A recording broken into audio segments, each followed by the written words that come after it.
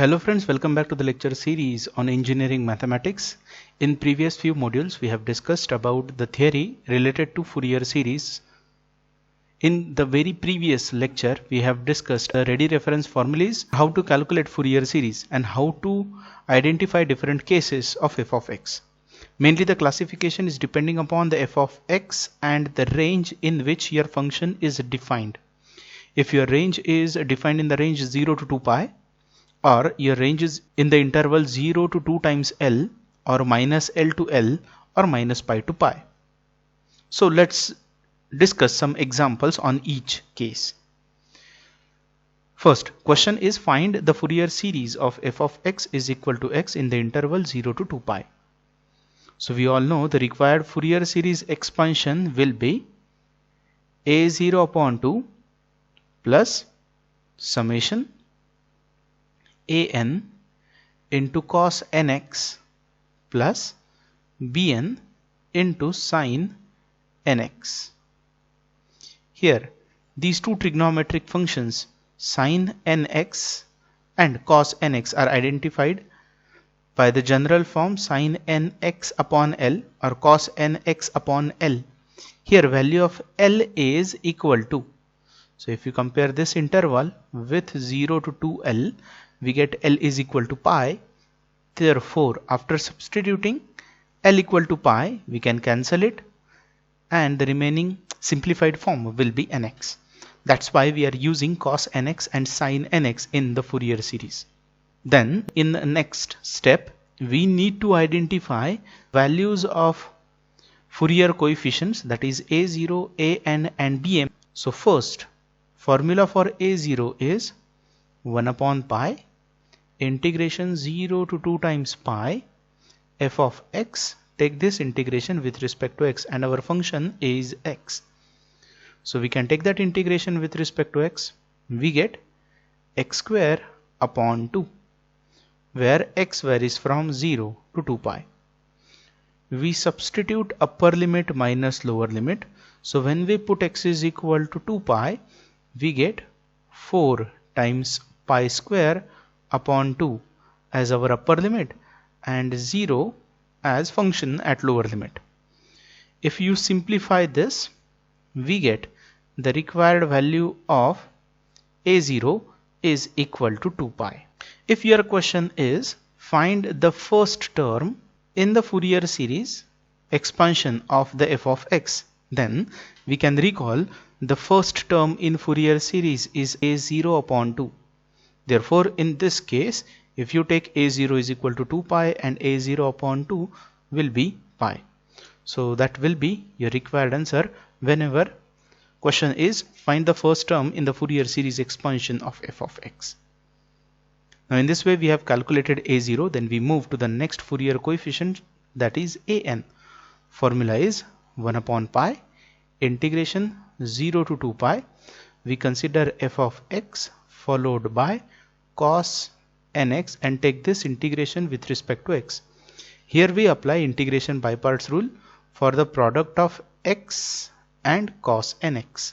By using that integration by parts rule, we take first function as it is into integration of cos nx, that is sin nx upon n, minus derivative of first function which is 1 into integration of second function. So integration of sin nx will be cos nx upon n into n. Since the next derivative will be 0, so we terminate the process and substitute the range from 0 to 2 pi. Now we calculate function at upper limit. So here function at upper limit x is equal to 2 pi, we get 2 times pi into sin 2n pi upon n minus minus plus cos 2n pi upon n square.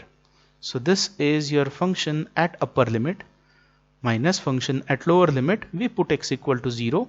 So 0 into anything will be 0 here. Then plus cos 0 upon n square.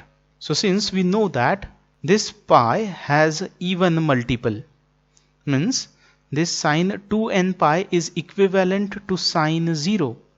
and value of sine 0 is 0, and value of cos 0 is equal to 1. Value of cos 0 is equal to 1. You can identify this by taking this case. This is your line theta is equal to 0, theta equal to pi by 2, theta is equal to pi, and theta is equal to 3 pi by 2.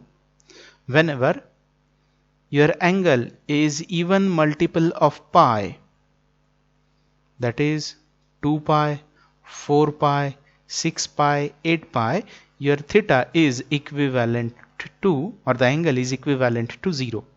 So we are dealing with sine 0, cos 0 here. So we substitute the trigonometric values and we get 1 upon pi, sine 0 is 0. So it is 1 upon n square minus 1 upon n square, which is equal to 0. So we got an is equal to 0, right?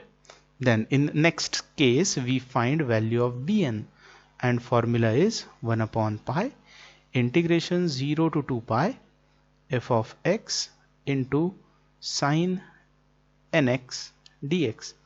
Again we apply integration by parts rule here. First function as it is into integration of sine, that is minus cos nx upon n, minus derivative of x is 1, integration of cos will be sine nx upon n into n, and substitute upper limit minus lower limit. Therefore whenever we substitute x is equal to 2 pi, we get, so function at upper limit, so this is 2 pi minus cos 2 n pi upon n, minus plus, this is sine 2 n pi upon n. So this is your function at upper limit, minus function at lower limit. Whenever you put x is equal to 0, 0 into anything is 0, plus sine 0 upon n square. Again we already know that this cos 2n pi is equivalent to cos 0, and value of cos 0 is 1. Sine 2n pi is equivalent to sine 0, and its value is equal to 0. So if you simplify this, we get 1 upon pi, this is minus 2 times pi upon n plus 0. Therefore required value for bn is equal to, bn is minus 2 upon n. And in Fourier series, since n varies from 1, 2, 3 and so on, value of b1 will be, so from this we can identify b1 is equal to minus 2, b2 is equal to minus 1, b3 is equal to minus 2 by 3 and so on. So we got the values of the Fourier coefficients.